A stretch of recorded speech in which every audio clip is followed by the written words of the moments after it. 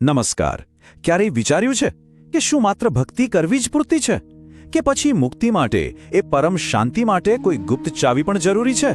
આજે આપણે ગંગા સતીના પદોમાં છુપાયેલા આ જ ગહન રહસ્યને સમજવાના છીએ. આ કોઈ સામાન્ય ભજન નથી, પણ સમજો કે પાનબાઈને આપેલી એક આધ્યાત્મિક દીક્ષા છે, મુક્તિનો એક જીવંત નકશો. તો ચાલો આ પવિત્ર જ્ઞાનમાં સાથે મળીને ઊંડા ઉતરીએ. જુઓ, ગંગા સતી પોતાની વાતની શરૂઆત કોઈ આશીર્વાદથી નથી કરતા, પણ એક ચેતવણીથી કરે છે. એકદમ સીધી અને સચોટ વાત. આ એક જ પંક્તિ આખા ભજનનો પાયો છે. એ સ્પષ્ટપણે કહે છે કે જો સાચી રીત, સાચી જુગતી ખબર જ ન હોય તો પછી વર્ષોની ભક્તિ હોય, પૂજા પાઠ હોય કે તપ હોય, બધું જ વ્યર્થ છે. એ તો જાણે માત્ર એક દેખાડો, એક ખાલી અભિનય બનીને રહી જાય. તે શોભતી નથી, મતલબ કે એનું કોઈ જ આધ્યાત્મિક ફળ મળતું નથી. તો સવાલ એ છે કે જો સાચી પદ્ધતિ આટલી બધી જરૂરી છે, તો આ આધ્યાત્મિક યાત્રાનું પહેલું અને સૌથી મહત્વનું પગલું કયું છે? એ છે ગુરુ દ્વારા આપવામાં આવેલો એક અતૂટ પાયો. ગંગા સતી એને વચનનો તાર કહે છે, એક એવી સૂક્ષ્મ દોરી જે સાધકને અનંત સાથે જોડે છે. જુક્તિ તમે જાણી લેજો પાનબાઈ, મેળવો વચનનો એક તાર. વચનરૂપી દોરમાં સુરતાને બાંધો, ત્યારે મટી જશે જમનો માર. ભાઈ રે, જુક્તિ જાણ્યા વિના ભક્તિ નહીં શોભે. અહીંયા જુક્તિ શબ્દ પર થોડું ઊંડું વિચારવા જેવું છે. ગંગા સતીએ પ્રેમ કે શ્રદ્ધા જેવા ભાવનાત્મક શબ્દો કેમ ન વાપર્યા?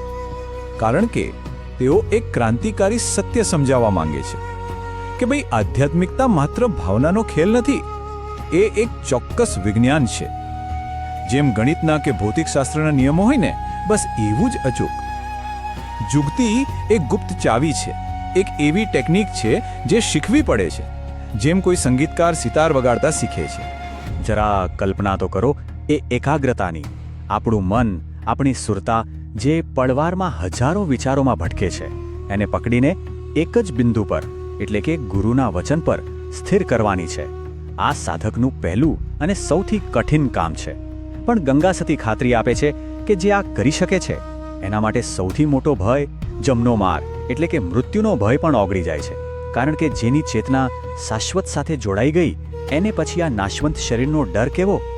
સારું, તો એકવાર જ્યારે અંદરનો પાયો મજબૂત થઈ જાય, પછી સાધકની શક્તિની સાચી કસોટી શરૂ થાય છે. હવે એણે બહારની દુનિયાના બંધનોનો સામનો કરવો પડે છે, અને આ જ છે બીજું પગલું: સમાજની બનાવેલી મર્યાદાઓનો હિંમતપૂર્વક ત્યાગ કરવો. મર્યાદ લોપાએ ભલે જાય, ધર્મ અનાદિઓ જુગતીથી ખેલો, જુગતીથી અલખ તો જણાય. જુગતી. પણ અહીંયા એક બહુ જ મહત્વનો સવાલ ઊભો થાય છે.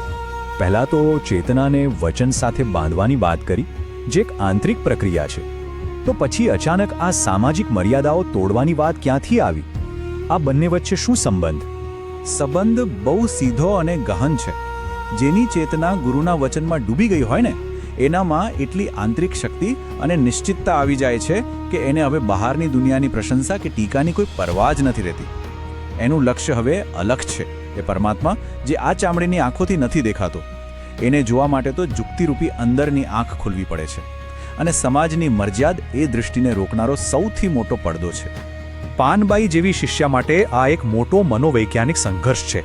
વિચાર તો કરો, એક તરફ સમાજની સ્વીકૃતિનો આરામદાયક જાણીતો રસ્તો છે, અને બીજી તરફ અલખને પામવાનો એકાંત અને કઠોર માર્ગ. ગંગા સતી સ્પષ્ટ કહે છે કે સાધકે સભાનપણે આ બીજો માર્ગ જ પસંદ કરવો પડશે, ભલે ને પછી દુનિયા ગમે તે કહે. તો ઠીક છે, બહારના કિલ્લાઓ એટલે કે સમાજની મર્યાદાઓ તોડી નાખ્યા, પણ હવે સાધકે પોતાના અંદરના અદૃશ્ય દુશ્મનોનો સામનો કરવાનો છે. અને આ છે ત્રીજું અને સૌથી સૂક્ષ્મ યુદ્ધ: માયાના 3 ગુણો પર વિજય મેળવવો. પાયરે, જુક્તિથી સેજે ગુરુપદ જડે પાનવાય, જુક્તિથી તાર જોને બંધાય, જુક્તિથી 3 ગુણ નડે નહીં, જુક્તિ જાણે તો પર પહોંચી જાય. જુક્તિ. અને અહીં ફરી એ જ પ્રશ્ન કે બહારની મર્યાદાઓ છોડવાથી અંદરના આ 3 ગુણો પર વિજય કેવી રીતે મળે? આ બીજી અને ત્રીજી કડી વચ્ચે શું જોડાણ છે? જોડાણ એ છે કે જે વ્યક્તિ દુનિયા શું કહેશે એ ચિંતામાંથી મુક્ત થાય, એ જ પોતાના મનની અંદર ચાલી રહેલા ખેલને નિષ્પક્ષ રીતે જોઈ શકે છે. તમસ એટલે આળસ અને અજ્ઞાન, રજસ એટલે અત્યાધિક ક્રિયાને વાસનાની દોડધામ. પણ સાહેબ, સૌથી મોટો અને સૂક્ષ્મ ફાંસલો તો સત્વગુણનો છે. હું કેટલો સારો છું, હું પવિત્ર છું, એવો અહંકાર. આ તો સોનાની બેડી જેવું છે તો બેડી જ. જુક્તિ એ માસ્ટર ચાવી છે જે સાધકને આ ત્રણેય ગુણોના કેદખાનામાંથી મુક્ત કરે છે અને સારા અને ખરાબ બંનેની પહેલે પાર લઈ જાય છે. અને હવે આ ત્રણેય પગલાં પાર કર્યા પછી આપણે આ યાત્રાના અંતિમ સૌથી દિવ્ય પડાવ પર પહોંચીએ છીએ. જ્યારે સાધક જુક્તિમાં સંપૂર્ણપણે ઓગળી જાય ત્યારે તેની અવસ્થા કેવી હોય છે, એનું સ્વરૂપ કેવું હોય છે?